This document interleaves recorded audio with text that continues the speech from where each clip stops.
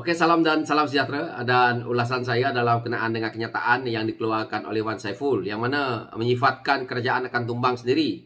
Dan dalam kenyataan media yang saya lihat, beliau mengatakan Perikatan Nasional menyifatkan lamaran kerajaan persekutuan di bawah Perdana Menteri, iaitu Datuk Seri Anwar Ibrahim, akan tumbang tidak lama lagi. Bukan sesuatu yang pelik, kerana situasi politik sekarang dianggap tidak stabil.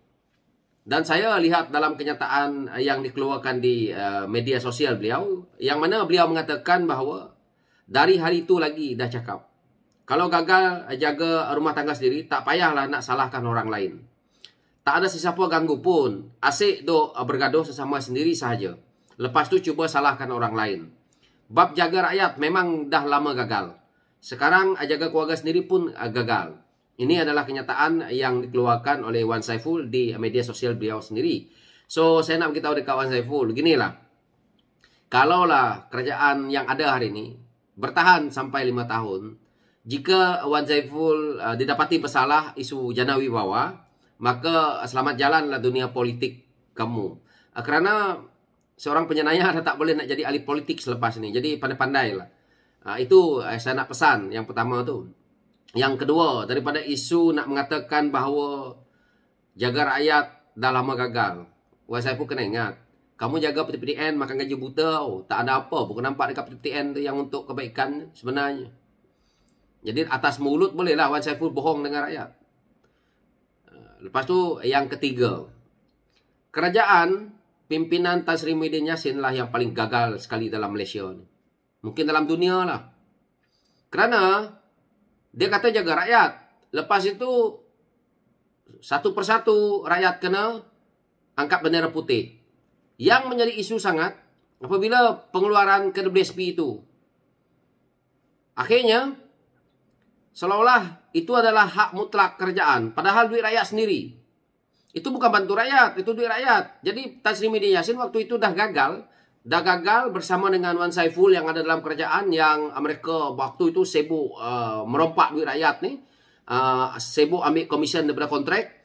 Maka mereka tidak ingat ni rakyat ni. Jadi dia nak cerita pasal dah lama gagal, baru berapa bulan memerintah. Wan Saiful ni bercakap macam tin kosong. Kalau sebelah lah dengan saya begini kan, takut kepala dia. Bercakap politik macam budak-budak. Inilah kalau kaki bodek, kaki ampu dapat jawatan. Sebab itu orang seperti ini, kalau kita lihat dia bercakap, dia memutarbelitkan fakta, yang mana dia kata dah lama gagal. Kita tengoklah perangai dia. Dah lama gagal ayat tu. Seorang budak Melayu tak tahu berbahasa Melayu. Tidak tahu nak mengeluarkan hujah yang boleh kita rakyat lihat bahawa tepat. Bagaimana dia kata dah lama gagal? Kerajaan pun tak sampai lagi 6 bulan. Lamanya dari mana? Yang 33 bulan itu yang lama. Tan Sri Muhyiddin Yassin gagal teruk. Apabila rakyat dah keluarkan KWSP, itu penanda aras tau, bahawa government dah tak boleh kontrol. Maknanya rakyat perlu dengan ikhtiar sendiri. Sekarang ni, kerajaan yang ada, rakyat masih boleh bekerja. Saya rasa pemandu teksi yang berjalan kaki itu pun hari ini tak perlu keluar KWSP pun. Kalau dia betul-betul bawa teksi pun dah boleh cari makan. Kenapa saya kata macam tu? Pemandu teksi itu berada di Johor Bahru. Kalau dia tidak malas, dia boleh bawa saja teksi. Banyak pelancong mau. Orang buat Grab di JB itu, kawan saya buat Grab tau. Ini cerita kawan saya budak polis. Dia buat part-time Grab. Dia boleh dapat pendapatan sebulan 3,000. Ini hakikat. Tak percaya siapa yang duduk JB, siapa yang buat Grab. Kalau dia rajin, dia boleh dapat. Macam mana cerita ni? Jadi, cerita Wan Saiful ni pada saya lebih kuah. Sekarang ni dia kata, jaga keluarga sendiri pun gagal juga. Tak payahlah Wan Saiful. Perikatan Nasional, saya bagi tempoh, kalau PRN 6 buah negeri ni, mereka gagal lah dapat kursi berbanding dengan PAS. Mungkin mereka dapat beberapa kursi lah. Saya rasa pun dah bye-bye ni Perikatan Nasional. Lepas ini kalau Tan Sri Muhyiddin Yassin didapati bersalah, tinggallah lagi Hamzah Zainuddin. Perikatan Nasional dalam 5 tahun ke 10 tahun akan datang berkubur. Jadi orang yang seperti Wan Saiful ni pun belum tahu lagi. Kalau dia masuk penjara, habislah. Tinggal lagi wak jargon dia lah. Yang pun fakta-fakta politik mereka tak jelas. Saya lihat kerajaan yang ada hari ini. Yang mana kalau dia kata gagal jaga rumah tangga ni lagi. Saya masih ulas benda ni. Kita tengok ya. Kalau yang nak buat pertikaian pun yang di bawah. Yang nak menentukan kerajaan Malaysia ini terbentuk melalui ahli-ahli parlimen. Ahli parlimen yang ada dalam kerajaan hari ini mungkin berbeza pendapat tetapi tidak mengatakan keluar. Contoh, kita lihat bagaimana MIC, MCA kadang-kadang mereka berbeza pendapat tetapi daripada kenyataan media yang mereka keluar, daripada kenyataan yang mereka keluarkan daripada mulut mereka, mereka menyokong kerajaan yang ada. So, itu perbezaan pendapat. Pada saya, itu bagus. Jangan cara yang dibuat oleh Kerajaan Perikatan Nasional ni. Yang mana mereka suka menceritakan benda-benda yang manis, tapi hakikatnya sebenarnya membohongi. Iaitu contoh, kalau kita tengok, mereka manis saja seperti mulut pemimpin-pemimpin PAS. Tetapi mereka sebenarnya hanya untuk kepentingan peribadi. Dia tidak ada daripada naluri dia. Ini yang kita lihat daripada Perikatan Nasional ini.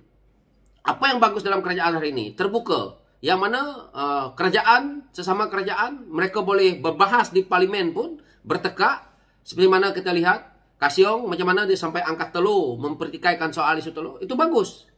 Ini adalah satu yang memberi ruang untuk check and balance. Walaupun mereka kerajaan, tetapi mereka mempersoalkan kerajaan supaya mempertingkatkan kualiti. Tetapi kita lihat, demi nak menjaga rumah tangga sendiri, Perikatan Nasional ni, apa yang Perikatan Nasional buat? Letak 70 lebih menteri, termasuk Duta Khas Bertaraf Menteri. Ini baru kita lihat bahawa kepimpinan itu sangat gagal. Kerana menggunakan ramai menteri, tetapi tak buat kerja. Orang seperti Wan Saiful sendiri diletak di PTPTN, dan beliau pun gagal. Dan akhirnya macam mana beliau boleh duduk di PTPTN, tetapi terlibat dalam projek Jana Wibawa?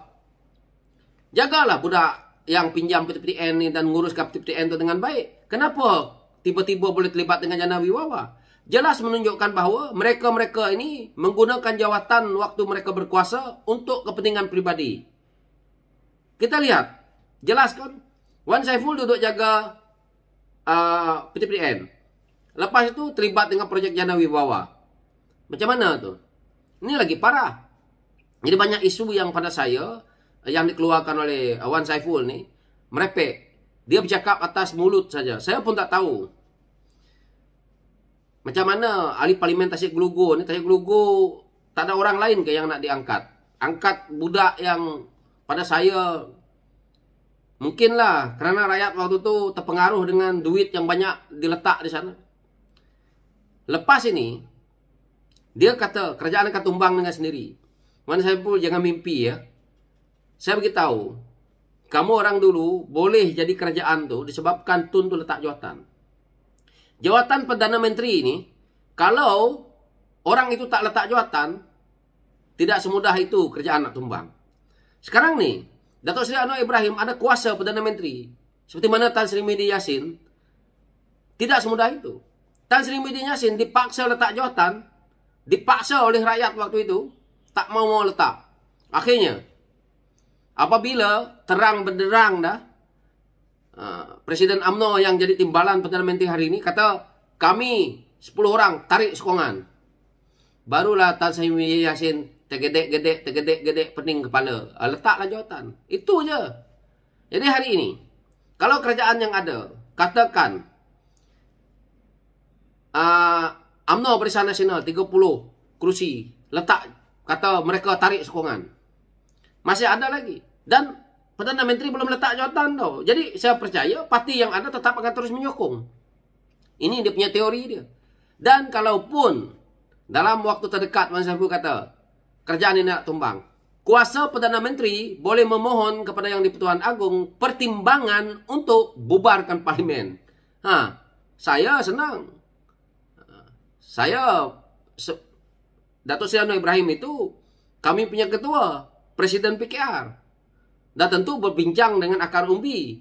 Dan tentu melibatkan kami. Maka kalau kami di PKR, kalau kerajaan tumbang, kita bubar karena parlimen. Nah, siapa yang akan rugi? Rakyat. Nah, mungkin orang seperti Wan Saiful ini juga rugi. Tetapi harapan mereka mau bubar supaya kalau mereka boleh menang pula, kes-kes mereka akan dihilangkan. Inilah yang orang seperti Wan Saiful ini mau. Dia sekarang nih pening. Apa tak pening? Muda-muda nak kena masuk penjara. Kes melibatkan beliau ni, saya tak katalah 100% akan sangkut.